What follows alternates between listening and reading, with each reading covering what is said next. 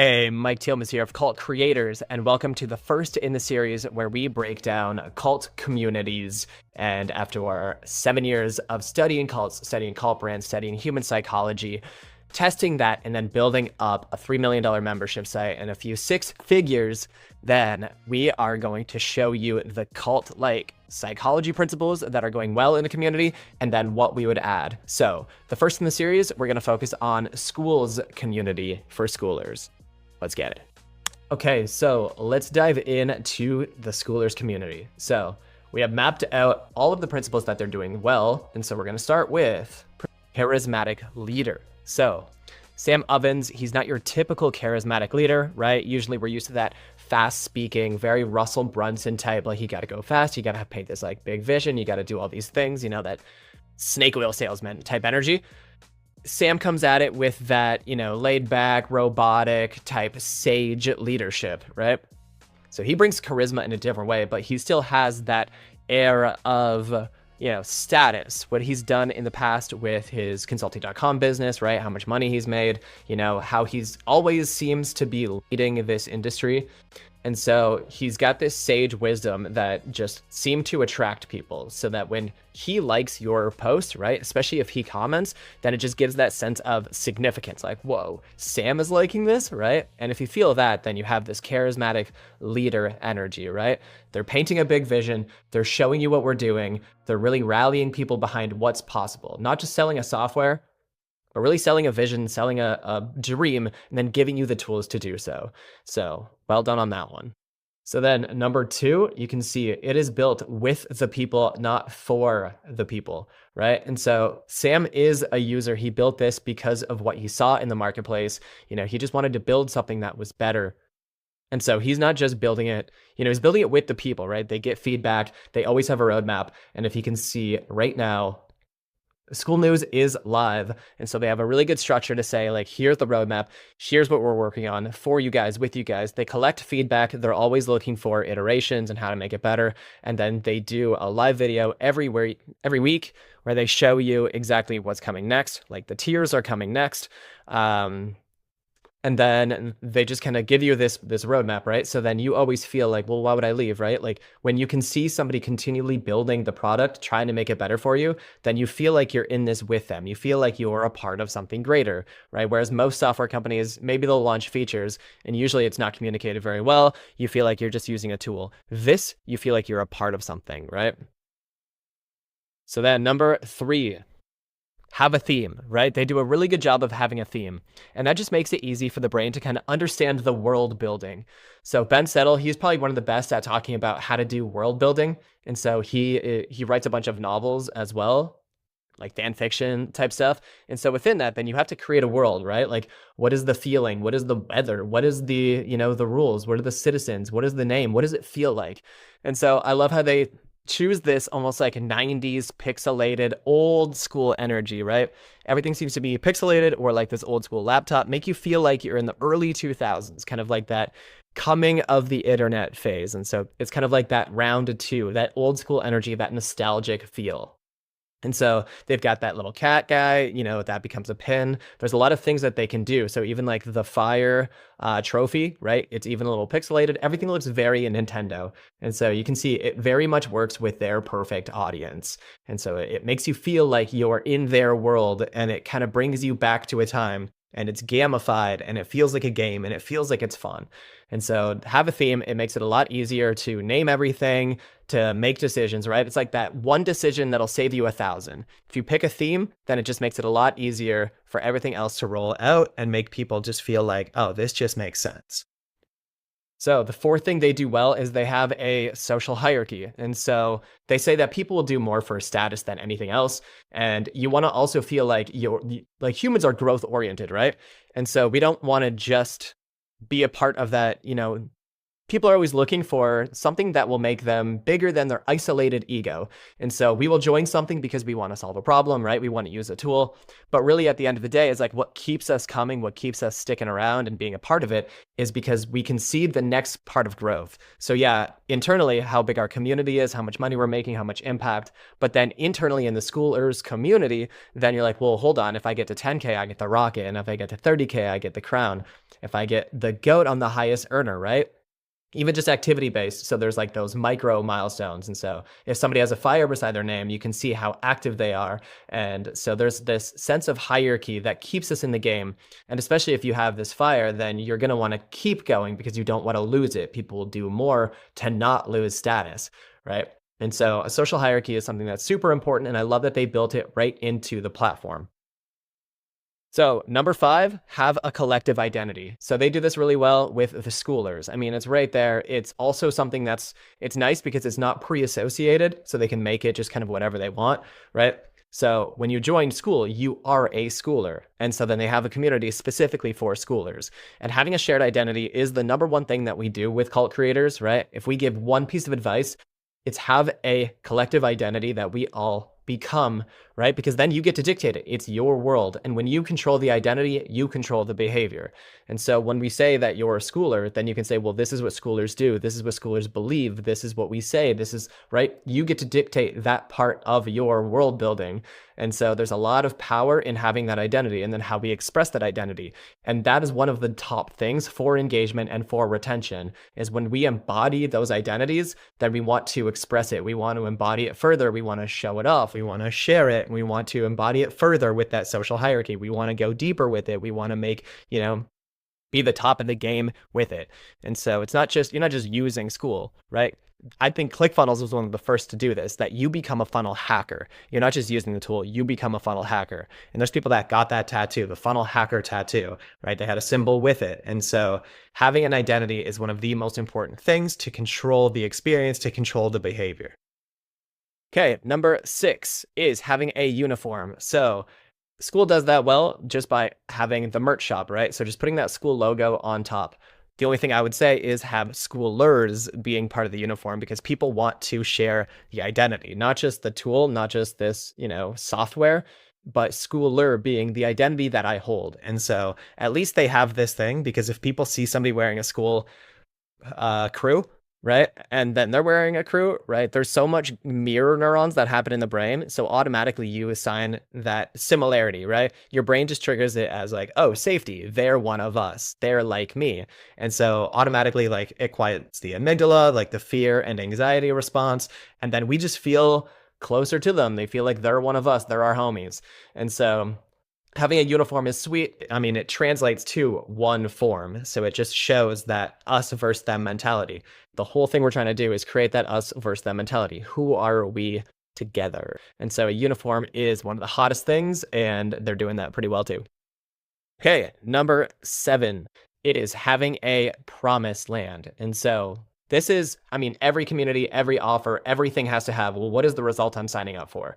And so with software, it's usually more vague, kind of, empty, kind of hollow. It's a tool that you use. But having a promised land, somewhere that we're going, somewhere to reach, always helps see that big vision, right? That cult creator mentality of like, you have to share a big vision and then rally people behind this thing. And so they do a really good job by having the Skool games. So it is gamification, but it's also giving you a promised land. It's giving you something to reach, and it shows that mental map to say, okay, I'm here, I'm new, right? But over here, like Skool games, I just have to be top 5 and I can visit Skool HQ, super cool. Hormozy, one-day mastermind, super cool. Skool Games Trophy, which is super fire. And so you can see exactly where you are in the journey, like last MRR growth plus 16,000 and number 1 of the hobbies category. And so they can see, okay, what do I need to do to like hit that promised land? If I want to be the GOAT, that's the ultimate promised land. And so then what is the current? It's like 300,000, 300,500. Okay, so that's the promised land. That's the number to beat. And so again, humans are growth oriented. We want to see this like big vision. We want to see the future. We want to see what's possible. And the Skool Games does a really good job at giving that to us and making it feel like we're a part of something. We're on a journey, but we can see where we are and where we need to be. So moving down to number 8, having a moderation team. So Kirby does a killer job right here. He's kind of like the right-hand man, especially in the school news. They sit beside each other. He's talking with Sam. And it just gives that extra body, right? And just by having a moderation team, then it automatically puts the charismatic leader at this higher stage. So if Sam was running everything, then it would be kind of less special, right? It would show that he's accessible. It makes it feel like he's kind of down here with us. But by having a moderation team, having some admins that you almost have to crawl through to get there, then it just paints him at this higher status. And it shows that he's kind of like harder to get to, but it also creates a better experience, right? Removing spammy content. Like they're going harder on moderating so that there's these guardrails for communication. And so it's not spammy, right? Everybody's kind of on the same mission. We know what's expected, what the rules are, and the moderators do a good job of, deleting posts, kicking people out, etc. But again, it also helps make Sam look like he's higher up that social status in the hierarchy. And then the last one before we get into what we would add is number 9, having a cause. And so again, people want to feel like they're a part of something bigger, right? Higher than that isolated ego. And so a cause is something that's really good because people will join because it's a tool that helps them, make money. But we want something bigger, right? That almost feels like once we've hit it, it feels kind of hollow. But people, like contribution is one of 6 pieces of addiction. And so we want people to be addicted to our communities. And so having a cause is a really good thing because we can show, oh, we're not only building a community, but we're helping this mission to help 1 billion people find community. And we know loneliness is equivalent to like 15 cigarettes these days. Like the UK appointed a minister of loneliness a few years ago because it's epidemic level loneliness. And so Skool is on a mission to help 1 billion people find community. That means helping 1 billion people, like a 7th of the planet, remove loneliness from their lives, making them feel like they're a part of something. And so every Skool user makes it feel like they're a part of this cause. And so it's bigger than yourself, and we're all working together for this mission. So it's almost like the Tom's shoes, right? You buy a pair of shoes because they're cool, but you're mostly buying it because it also gives a pair to somebody in need. And so it just kind of like pulls at the heartstrings, and we know emotion equals action. And so then it's harder to find a substitute because this one has a mission. Most softwares don't give you that mission. And it doesn't cost them anything. Like Tom's shoes, they have to give a pair of shoes. But this is free for them. You're just, leveraging emotion. Super cool. So that's what we would say these are the 9 things that they have that they're doing really well. But if we want to make it an actual cult community, here's a few things that we would add. Number 1, add a manifesto. So we would say, what does it mean to be a schooler, right? Just because there is this schooler community, they don't do a good job to say, well, what is a schooler? And so ClickFunnels did a good one with their funnel hackers. I am a funnel hacker, right? And so they just really say, a manifesto is a really good way to say, well, what does it mean to be here, right? We have an identity, but the human brain is like, okay, this is a new social ecosystem. Like, what does it mean to be here? What do I do? How do I belong? The brain is always looking for how to belong, right? If you show up at a cocktail party, you don't know anybody. That's the feeling when you join a school. Like, what do I have to do? What's going on here? How do I belong? How do I behave? And so a manifesto is a really good way to show like, well, what do we do? So with funnel hackers, they're like, we don't take VC capital, right? We wage guerrilla warfare and we win. And so it gives you these things, and it's mainly to build emotion, right? Because emotion equals action. It gets you more bought in, but it also says, okay, this is what we do. This is what we don't do. This is who we are. This is who we never will be. It's that line in the sand. And so, yeah, it helps for meaning. Humans are meaning makers. We try to make meaning out of everything. And so it gives you meaning. It helps to increase that belonging because we already have a bit of belonging being a part of a community. But when we don't really help them in terms of how do I belong and how do I behave, Brian's like, well, what do I do? What does it even mean? And then also emotion, right? Really rallying people behind this big idea of what are we doing here? And so having a manifesto would be the first thing. I would add that to the onboarding and make new schoolers truly understand what it means. I would probably add it to the classroom, add it to like a start here module. Then number 2, add some rituals. So this takes it one step further, right? Rituals are one of the most amazing things for engagement because it shows, as a schooler, what do I do? And so we like to see 2 different kinds of rituals. product rituals and social rituals. So product rituals would be like, well, as a schooler, to make money, what do I need to do? Join the school games, watch the school news. Like there's certain things that, for the product itself, for the software, then what can we do? But then social rituals, right? Like maybe on birthdays, or maybe at like the start of the month, we have our numbers. Maybe at the end of the month, there's some like reporting. Maybe there's some accountability, right? There should be some kind of rituals of like, as a schooler, we do this. And it could even be like, on Wednesdays, we wear pink from Mean Girls, right? It doesn't matter what it is. With Funks, we did birthday burpees. Whatever age you're turning is the number of burpees you have to do on your birthday. You film it and you post it. That's what we do. And so it's always just increasing that us versus them energy. So this is who we are. This is what we do. Right? Rituals bond strangers together. There's so much psychology in watching somebody else do a ritual. Like the brain doesn't know if we're doing it or if we're watching doing it, and it just automatically connects us. So our whole thing is connecting strangers at scale so that there's better engagement, better retention, hotter communities. And so rituals. Number 3, add some status merch. And so there already is merch that can be bought, but we like to see merch that can be bought and merch that can only be earned, right? Just like that fire award. Then there should be ways to signify whether that's drops. No, I guess drops would be different. That would still be bought. Cooler though, because psychology, but merch that can only be earned. So if you hit level 6, level 7, level 8, level 9, those are all really hard to do. And so we like to incentivize when they hit a certain one, like our Renegade community, we hit level 7, then you get the Renegade over everybody shirt. And so there should be ways that you like shirts that you can only earn, right? People will do more for status than for money. And so yeah, with this fitness community, then we had a level 3, level 6, level 9, level 12, and they kind of work like those karate belts, right? From white to black. It used pieces of our manifesto. It used beliefs so that people are not only just like wearing something, but it means something, right? Because it's showing what we believe and who we are. Stronger today, better than yesterday, right? And so having stuff that you can only earn will make it so much more special and so much more significant. And so having status, so yeah, make it about the identity, have ones that they can buy and then ones that they can earn. Then number 4, more relics. So symbols are super cool because there's so much neural association to symbols. So the fire torch is perfectly on brand. It's a badass looking trophy. Can't wait. And, it's heavy, it's tangible, and it's a symbol that's perfectly on theme and what it means, right? Winning the school games, you get one of these, but there could be more things to earn. So we like coins. There's some really cool coins that you can do, but on those like Nintendo style, and maybe instead of this like indent eye keyhole, it could be an S, right? Like an S coin. And whatever it means to earn that, then maybe it's level 7, but more relics, more earnable things, more tangible things that are on brand and symbolic of who they become. Number 5, more enemies. So nothing bonds strangers together like having common enemies. There's so many studies of this, include an arbitrary enemy with a stranger and automatically there's better, like neural coupling or whatever it is. But like we just get on better with people when we have the same enemy. And so it's what you can see with politics these days. It's just so easy to have the divide. You just pick the side that their person is on and like instant bonding. And so like, what does school help fight?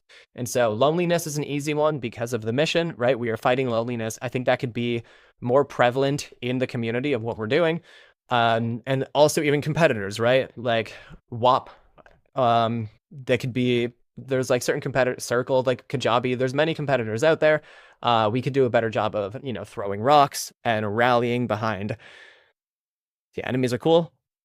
Number 6. This is another unifier, right? So we're always looking to create more of that us versus them mentality because that is stickiness. And so having slang is one of the easiest things to adopt and one of the last things. Amanda from the book, I think it's Cultish, that she is saying slang is the first things that people adopt. And it's one of the last things that people will let go of, especially when they look at people who are a part of gangs. Then decades later, people are still using the same phrases, acronyms. And we like having a signature sign off, right? So it's almost like a verbal rally cry that you can use at the end of every post, at the end of every video that just really signs off, right? So like Jay's like, be relentless, like Funk's, get it done. It's just a signature sign off that eventually becomes part of the community. So now Funk has the hashtag GID. Now he has hats with the hashtag GID. Now it's bigger than a signature sign off or slang. It's a part of our belief system. It's a part of who we are. It's a part of our identity. We're somebody who gets it done. So we could have more of that in here, more phrases, more acronyms, more signature sign offs. And then another identifier is a gang sign. So another one that is easy to adopt, and one of the things that are hard to let go of is a gang sign, right? Just some sort of, whether it's the horns, whether it's, we use the shaka and cult creators. There's just so much psychological bonding with the hands. Hands are so much trust, right? If somebody has their hands behind their back when you see them, instantly you don't trust them. But even like videos that show you writing have a lot of psychological bonding that happens because we get to see the hands.